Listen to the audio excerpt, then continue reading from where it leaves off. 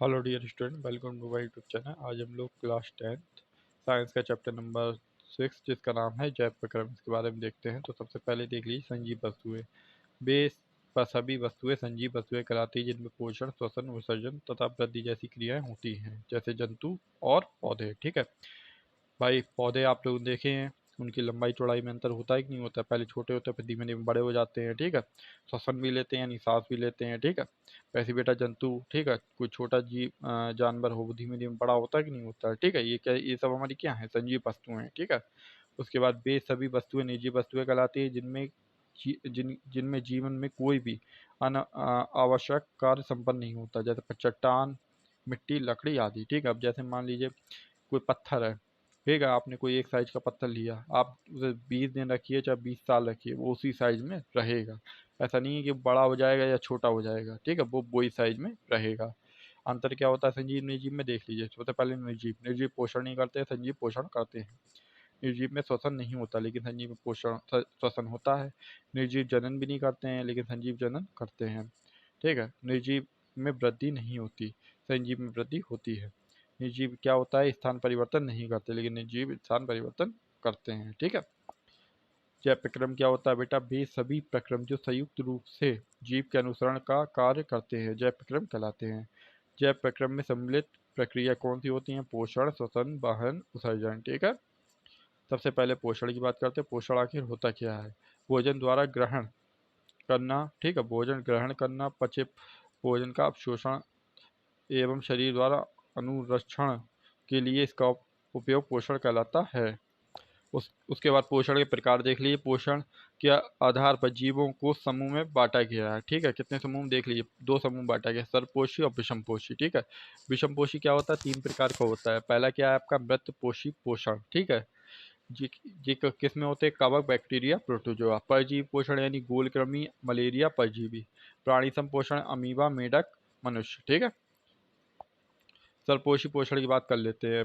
पोषण का वह तरीका जिसमें जीव अपने आसपास के वातावरण में उपस्थित सरल अजैव पदार्थों जैसे CO2, पानी और सूर्य के प्रकाश से अपना भोजन स्वयं बनाते हैं। हरे पौधे, ठीक है, जैसे जो मतलब जो आप ऐसे बोल सकते हैं कि पोषण का वह तरीका जिसमें, या फिर आप बोल सकते हैं वह जीव जो अपना भोजन स्वयं बनाते हैं, सर्वपोषी पोषण कहलाता है। ठीक है, सर्वपोषी पोषण में हरे पौधों में तथा कुछ जीवाणु जो प्रकाश संश्लेषण कर सकते हैं होता है। ठीक है, सर्वपोषी पोषण जीवन की कार्बन तथा ऊर्जा की आवश्यकता प्रकाश संश्लेषण द्वारा पूर्ण होती है।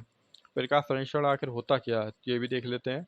यह वह प्रक्रम है जिसमें सर्वपोषी पहाड़ से लिए गए पदार्थों को ऊर्जा के रूप में संचित करते हैं। ठीक है, तो संचित कर परिवर्तन ऊर्जा को संचित रूप में परिवर्तित कर देते हैं। ये पदार्थ कार्बन डाइऑक्साइड तथा जल के रूप में लिए जाते हैं, जो सूर्य के प्रकाश तथा क्लोरोफिल की उपस्थिति में कार्बोहाइड्रेट के में परिवर्तित कर देते हैं। देखिए, प्रकाश संश्लेषण क्वेश्चन आता है कि प्रकाश संश्लेषण क्या होता है, इसके बारे में बताइए। ये तब तक अधूरा है जब तक आप ये सूत्र नहीं लिखेंगे। ठीक है, पूरा ये सूत्र के साथ ही होगा। आगे देखते हैं, प्रकाश संश्लेषण के लिए उपस्थित सामग्री, या बोल सकते हैं कच्ची सामग्री। ठीक है, प्रकाश संश्लेषण की बात करें तो सबसे पहले सूर्य का प्रकाश ही इंपॉर्टेंट है सबसे, फिर उसके बाद क्लोरोफिल, कार्बन डाइऑक्साइड स्थलीय पौधे जिसे वायुमंडल से प्राप्त कर सकते हैं। ठीक है, क्लोरोफिल, कार्बन डाइऑक्साइड स्थलीय पौधे से कहाँ से प्राप्त करते हैं, वायुमंडल से प्राप्त कर सकते हैं। जल जल यानी स्थलीय पौधे जड़ों द्वारा मिट्टी से जल का अवशोषण करते हैं। प्रकाश संश्लेषण के दौरान हो, होती घटनाएं, क्या घटनाएं होती है देख लो बेटा। क्लोरोफिल द्वारा प्रकाश ऊर्जा को अवशोषित करना। ठीक है, प्रकाश ऊर्जा को रासायनिक ऊर्जा में स्थानांतरित करना तथा जल अणुओं का हाइड्रोजन तथा ऑक्सीजन में अपघटन। ठीक है, कार्बन डाइऑक्साइड का कार्बोहाइड्रेट में अपचयन होना। ठीक है, उसके बाद आ जाइए क्लोरोप्लास्ट। क्लोरोप्लास्ट क्या होता है, पत्तियों की कोशिकाओं में जो हरे रंग के बिंदु दिखाई देते हैं, ये हरे बिंदु कोशिकांग हैं जिन्हें क्लोरोप्लास्ट कहते हैं, इनमें क्लोरोफिल होता है। उसके बाद आ जाइए रंध्र। रंध्र क्या होता है बेटा, पत्ती की सतह पर जो सूक्ष्म छिद्र होते हैं यानी छोटे छेद होते हैं, उन्हें रंध्र कहते हैं। रंध्र के प्रमुख कार्य, ठीक है, प्रकाश संश्लेषण के लिए गैसों का अधिकांश आदान प्रदान इन्हीं छिद्रों द्वारा होता है। बाष्पोजन प्रक्रिया में, ठीक है, जल यानी जल बाष्प के रूप में रंध्र द्वारा निकल जाता है। रंध्र की रचना और क्रिया, पत्तियों की सतह पर मौजूद रंध्रों के चारों ओर से दो कोशिकाएं घेरे रहती हैं जिन्हें द्वार कोशिका कहते हैं। ये कोशिका रंध्रों के खुलने या बंद होने के लिए उत्तरदायी हैं। ठीक है। जब द्वार कोशिकाओं में अंदर जल अंदर जाता है तब वह फूल जाती है, जिससे छिद्र खुल जाता है। जब द्वार कोशिकाएं सिकुड़ती हैं तब छिद्र बंद हो जाता है। रंध्र से पर्याप्त मात्रा में जल की हानि होती है। उसके बाद आ जाइए विषमपोषी। विषमपोषी पोषण क्या होता है? पोषण का वह तरीका जिसमें जीव अपना भोजन स्वयं नहीं बना सकता, बल्कि अपने भोजन के लिए अन्य जीव पर निर्भर रहता है, जैसे मानव, अन्य जीव। विषमपोषी पोषण एक प्रकार प्राणी संपोषण, मत्स्यजीव पोषण, परजीवी पोषण, प्राणी संपोषण। इसमें जीव संपूर्ण भोज्य पदार्थों का अंतर्ग्रहण करते हैं तथा उसका पाचन शरीर के अंदर होता है। जैसे उदाहरण के लिए अमीबा, मानव। मृत पोषण क्या होता है? जिसमें अपना भोजन मृत जीवों के शरीर के गड़े व सड़े सड़े व गले, ठीक है, कार्बनिक पदार्थों से प्राप्त करते हो। उदाहरण के लिए फफूंदी, कवक। ठीक है। जैसे कोई जीव मर जाता है तो उसके ऊपर बहुत सारे कीड़े आ जाते हैं ना, खाने के लिए उसे, उसके सड़े गले भाग को। ठीक है। उसके परजीवी पोषण। परजीवी अन्य जीवों के अंदर, शरीर के अंदर या बाहर रहकर उनके बिना मारे उनसे अपना पोषण प्राप्त कर सकते हैं। ठीक है। जैसे जोक, अमरबेल, जू, पीता कृमि। ठीक है। जैसे मान लो आप लोगों के बालों में जुएं हो जाती हैं, तो ऐसा तो है नहीं आप लोग मर जाते हैं तभी जुएं हो जाते हैं भाई। हम लोग जब मर जाते हैं तभी जुएं हो जाती हैं। ठीक है। वो तो भाई जिन जीवित रहने पर भी हो जाती हैं। ठीक है। उसके बाद जीव अपना पोषण कैसे करते हैं देख लो बेटा। एक कोशिकीय जीव। एक कोशिकीय जीव अपना भोजन संपूर्ण सतह से ले सकते हैं, जैसे अमीबा, पैरामीशियम। ठीक है। अब हम लोग जान लेते हैं अमीबा आखिर होता क्या है। एक कोशिकीय, ठीक है, अनिश्चित आकार वाला प्राणी सम पोषी जीव, यानी जो मतलब अमीबा होता है उसका कोई आकार निश्चित नहीं होता है। ठीक है। उसका कोई आकार निश्चित नहीं होता है, अनिश्चित आकार वाला होता है। कूट पादों द्वारा भोजन ग्रहण करता है। अमीबा के भोजन शैवाल के छोटे छोटे टुकड़े होते हैं। बैक्टीरिया, डाइटम, अन्य जीव एवं मृत कार्बनिक पदार्थ। ठीक है। अमीबा में पोषण किस प्रकार होता है देख लो बेटा। अमीबा में पोषण आपका होता है 3 चरणों में पूर्ण होता है। पहला आंतरिक ग्रहण। ठीक है। अमीबा कोशिका सतह से उंगली जैसे अस्थायी प्रवद की मदद से भोजन ग्रहण करता है। यह प्रवद भोजन के कणों को घेर लेता है तथा संग्रहित होकर खाद्य रिक्तिका बनाते हैं। ठीक है। उसके बाद इसका पाचन होता है। खाद्य रिक्तिका के अंदर जटिल पदार्थों का विघटन सरल पदार्थों से किया जाता है और वे कोशिका द्रव में विस्तृत हो जाते हैं। बहिकरण क्या होता है? बचा हुआ पदार्थ, अपच पदार्थ कोशिका की सतह की ओर गति करता है, शरीर से बाहर निष्कासित कर दिया। मतलब जो पदार्थ इसके अंदर अमीबा के अंदर बच जाता है वो उसे क्या करता है? बाहर निकाल देता है, निष्कासित कर देता है। उसके बाद देख लीजिए पैरामीशियम क्या होता है। पैरामीशियम एक कोशिका जीव होता है। इसकी कोशिका का एक निश्चित आकार होता है, मतलब निश्चित आकार वाला है तथा भोजन के विशिष्ट स्थान से ही ग्रहण किया जाता है। भोजन इस स्थान तक पश्चिम की गति द्वारा पहुंचता है, जो कोशिका की पूरी सतह को ढके होते हैं। बहुकोशिकीय जीव क्या होते हैं? बहुकोशिकीय जीव समझ लीजिए। बहुकोशिकीय जीव में पोषण के लिए विभिन्न प्रकार के अंग तथा अंग तंत्र होता है, जैसे मानव। मानव में पोषण किस प्रकार होता है देख लीजिए। मानव में पोषण के लिए पहले मुख्य गुहा, ठीक है, यानी मुंह में, फिर अमाशय में जाता है, फिर शुद्धात यानी छोटी आंत में, फिर बृहत बृहद्धा यानी बड़ी आंत में जाता है। ठीक है। मुख्य गुहा क्या होता है? भोजन को मुख्य गुहा में दांतों द्वारा छोटे छोटे टुकड़ों में तोड़ा जाता है और लार ग्रंथि से निकालने वाला लालारस भोजन से पेशीय जीहा द्वारा मिलाया जाता है, जिससे भोजन आसानी से आहार नाल में क्रमाकुचक गति से द्वारा गमन करता है। लार में एक एंजाइम होता है जिसे लार एमिलेज या टाइलिन कहते हैं, मंड को संक्रामक में खंडित करता है। मुख्य गुहा। मनुष्य की मुख्य गुहा में 3 जोड़ी लाल ग्रंथि होती हैं। पहली होती है आपकी पैरोटिड ग्रंथि, दूसरी होती है सबमैंडिबुलर लार ग्रंथि, तीसरी होती है सबलिंगुअल लार ग्रंथि। ठीक है। अब आ जाइए अमाशय क्या होता है। मुंह से अमाशय तक भोजन कृषिका या ईसोफेगस द्वारा क्रमाकुचक गति द्वारा ले जाया जाता है। अमाशय की पेशीय भित्ति भोजन को अन्य पाचक रसों के साथ मिश्रित करके सहायता करती है। अमाशय के भित्ति में उपस्थित जठर ग्रंथि को हाइड्रोक्लोरिक अम्ल, प्रोटीन, पाचक एंजाइम, पेचेस तथा श्लेमा का श्रवण करती है। जठर रसों या पाचक एंजाइम के कार्य। ठीक है। क्या कार्य होते हैं देख लीजिए। हाइड्रोक्लोरिक अम्ल, ठीक है, क्या इसका कार्य होता है ये देख लीजिए। यह एक अम्लीय माध्यम तैयार करता है जो निष्क्रिय पेचिनोजुइन को सक्रिय पेचेस में बदलने का काम करता है। साथ ही एचसीएल जीवाणु नाशक की तरह काम करता है। भोजन में आने वाले बैक्टीरिया को नष्ट भी करता है ये। पेंचिन एंजाइम क्या होता है? प्रोटीन को पचाने का, ये प्रोटीन को पचाने का कार्य करता है। उसके बाद आ जाइए म्यूकुलस। म्यूकुलस क्या अमाशय की दीवार तथा जठर ग्रंथियों को हाइड्रोक्लोरिक अम्ल तथा एंजाइम पेचेस से सुरक्षित रखता है। अब उसके बाद देख लीजिए क्षुधात यानी छोटी आंत। आमाशय से भोजन क्षुधात में प्रवेश करता है। यह अब रोधिनी पेशियों द्वारा नियंत्रित होता है, जहाँ कार्बोहाइड्रेट, प्रोटीन तथा वसा के पूर्ण पाचन का स्थल होता है। ठीक है। यहाँ आमाशय से आने वाला भोजन अम्लीय होता है, जिसको अग्न्याशयिक एंजाइम के क्रिया के लिए क्षारीय माध्यम से यकृत से सत्वरित पितरस द्वारा किया जाता है। वसा आंत में बड़ी गोलिकाओं के रूप में होता है, जिस पर एंजाइम का कार्य मुश्किल होता है। एंजाइम की क्रियाशीलता को बढ़ाने के लिए पित्त लवण उसे छोटे छोटे गोलिकाओं में खंडित कर देता है, जिससे एंजाइम की क्रियाशीलता बढ़ जाती है। इस क्रिया को इम्पलीकरण कहते हैं। देखो ये क्रिया क्वेश्चन आ सकता है, इम्पलीकरण क्या होता है। ठीक है, आगे देख लिए। ठीक है, अग्न्याशयिक रस के कार्य। ठीक है, अग्न्याशयक रस का स्रावण करता है, जिससे प्रोटीन पाचन के लिए टिप्सिन एंजाइम तथा स्थलीकृत वसा के पाचन के लिए लाइपेज एंजाइम होता है। आंत के कार्य क्या होते हैं? क्षुद्रांत ग्रंथियों द्वारा आंत सात्वित होती है, जिसमें उपस्थित एंजाइम अंत में प्रीन को एमिनो अम्ल, जटिल कार्बोहाइड्रेट को ग्लूकोज में तथा वसा को वसा अम्ल तथा ग्लिसरॉल में परिवर्तित कर देता है। क्षुरात यानी छोटी आंत की संरचना कैसी होती है? पाचित भोजन को आंत की भित्ति अवशोषित कर लेती है। क्षुरात के आंतरिक आस्तरण पर अनेक अंगुली जैसे प्रवत होते हैं, जिन्हें दीर्घ रोम कहते हैं। यह अवशोषण का सतही क्षेत्रफल बढ़ा देते हैं। दीर्घ रोम में रुधिर वाहिकाओं की जाल होती है, जो भोजन को अवशोषित करके शरीर की प्रत्येक कोशिका तक पहुंचाते हैं। यहाँ इसका उपयोग ऊर्जा प्राप्त करने के लिए यानी ताकत के लिए, नए ऊतकों का निर्माण करने यानी बॉडी में ग्रो करने के लिए, पुराने की मरम्मत यानी जो हड्डी का पार्ट टूट गया है उसकी मरम्मत के लिए होता है। ठीक है।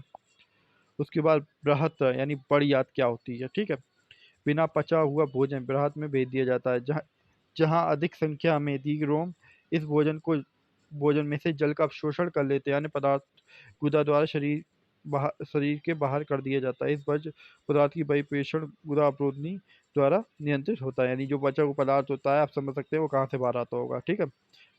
मनुष्य के दांत के प्रकार। एक वयस्क मनुष्य के मुख गुहा में कुल 32 दांत होते हैं। दांत के प्रकार कितने होते हैं? कर्णत 4 प्रकार के होते हैं। पहला होता है कर्णतक यानी इंसाइजनर बोल सकते हैं, भेदक यानी कैनाइन बोल सकते हैं, अग्र चढ़वक जिसे प्रीमोलर बोलते हैं, चढ़वक यानी जिसे मोलर बोलते हैं। दंत क्षरण क्या होता है? दंत क्षरण, ठीक है, मुख में कार्बोहाइड्रेट का पाचन लार द्वारा शर्करा में होता है, जिस पर जीवाणु क्रिया करके अम्ल बनाते हैं। इससे इनेमल का मृदुकरण होता है। अनेक जीवाणु खाद्य कणों के साथ मिलकर दांतों पर चिपक कर दंत प्लांक बनाते हैं, जो दांत को ढक लेता है। इसे ब्रश द्वारा नहीं हटाया गया तो वे मज्जा में पहुंचकर जलन पैदा करते हैं। इस प्रकार दंत क्षरण शुरू हो जाता है। ठीक है, दंत क्षरण यानी दांतों का झड़ना। ठीक है, तो दांत कमजोर हो रहे हैं, अरे अभी से गिरना शुरू हो गए हैं। ठीक है, तो जो हम लोग खाते हैं, जो दांत के बीच में खाना फंस जाता है, या जो ब्रश नहीं करते हैं, तो क्या होता है दांतों में परत सी चढ़ जाती है, पीली पीली परत, जिससे क्या होता है दांत क्षरण यानी दांतों का गिरना। ठीक है, इसे दांत क्षरण बोलते हैं। उसके बाद आ जाइए श्वसन क्या होता है।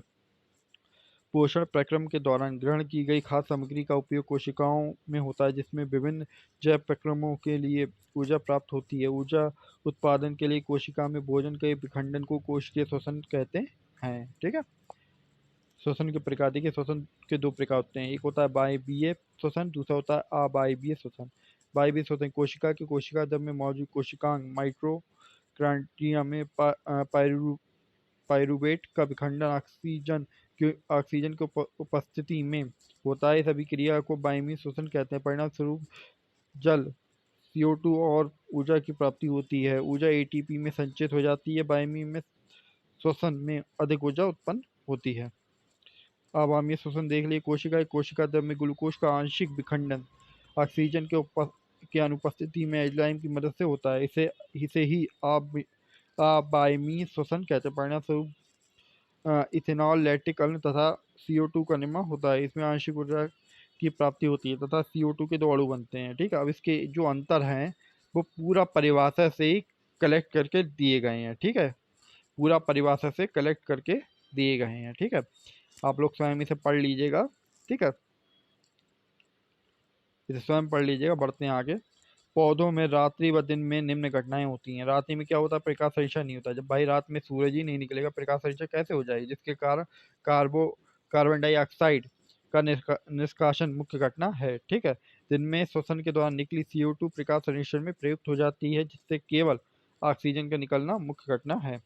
जलीय जीवों में श्वसन कैसे होता है, देख लो बेटा। जलीय जीवों में क्या होता है, जलीय जीव जल में बिना ऑक्सीजन का उपयोग करते हैं। जल में ऑक्सीजन की मात्रा कम होने का इनका श्वास दर स्थलीय जीवों के अपेक्षा कम होता है। मतलब जो हम लोग जमीन पर रहते हैं, तो हम लोगों का श्वसन क्या होता है, ज़्यादा होता है, इनका कम होता है।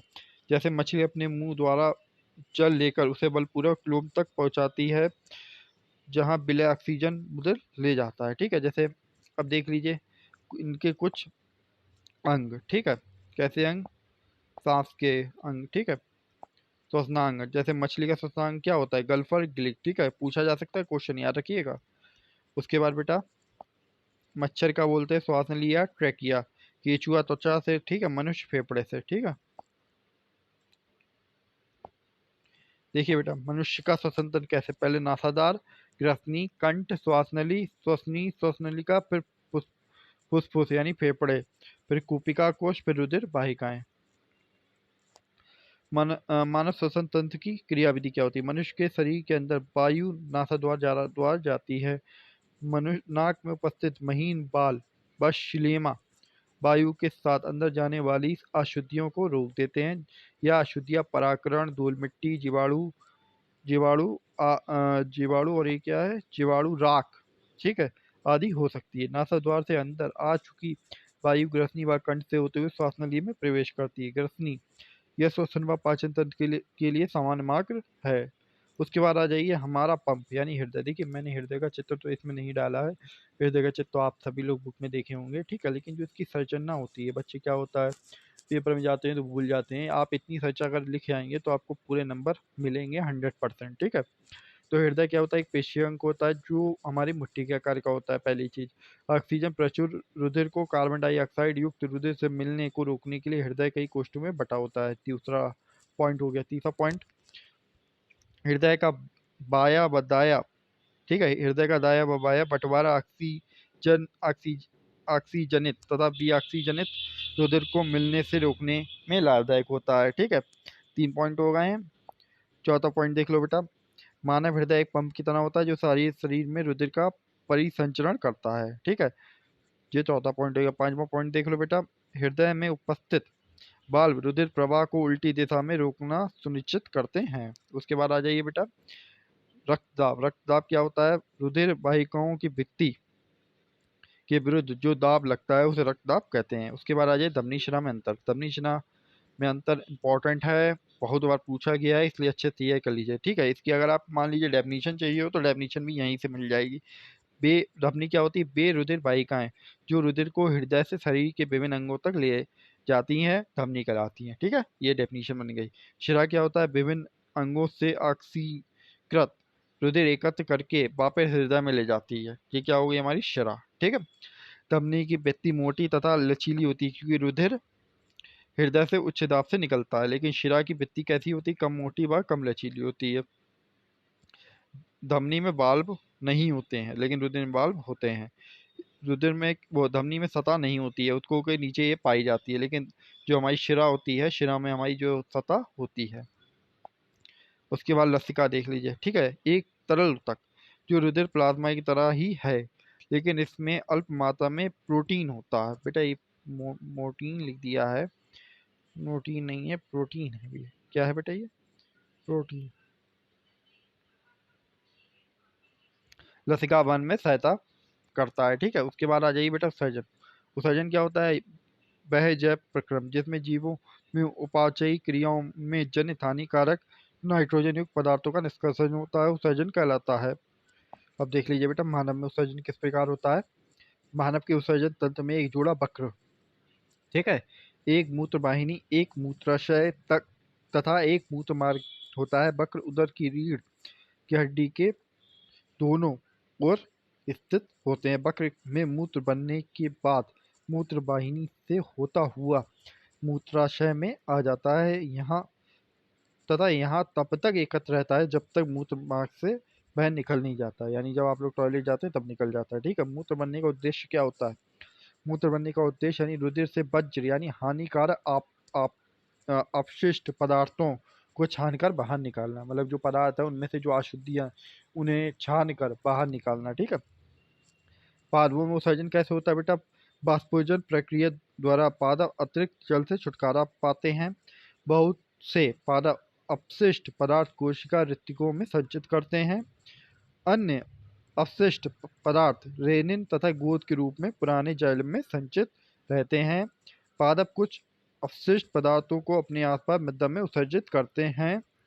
ये बेटा आज आपका ये चैप्टर बिल्कुल कंप्लीट हो गया है। जो भी पेपर में इंपॉर्टेंट इस चैप्टर से आना था वो मैंने सब कुछ आपको इस वीडियो में करा दिया है। ठीक है, इसकी पीडीएफ चाहिए हो, इसके नोट्स चाहिए हो तो कमेंट सेक्शन या व्हाट्सएप में मुझसे बोल दीजिएगा। आपके लिए बिल्कुल फ्री है और आपको मिल जाएंगे। मिलते हैं बेटा नेक्स्ट वीडियो में।